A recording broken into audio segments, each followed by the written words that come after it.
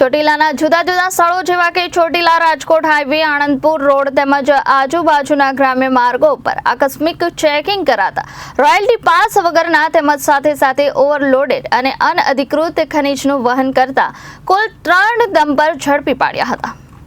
નાયબ કલેક્ટર એચ.ટી. મકવાણા અને તેમની ટીમ દ્વારા ચોટીલાના જુદા જુદા સ્થળો જેવા કે ચોટીલા રાજકોટ હાઈવે, આણંદપુર તેમજ આજુબાજુના ગ્રામ્ય માર્ગો પર આકસ્મિક ચેકિંગ કરતા રોયલ્ટી પાસ વગરના તેમજ સાથે સાથે ઓવરલોડેડ તેમજ અનઅધિકૃત ખનીજ વાહનનું વહન કરતા કુલ 3 ડમ્પર પકડી પાડ્યા હતા, જેની મુદ્દામાલની કુલ કિંમત ₹95,80,000 અંકે ₹80 લાખ થાય છે, જે તમામ મુદ્દામાલ જપ્ત કરી મામલતદાર કચેરી ચોટીલા ખાતે રાખવામાં આવેલ છે।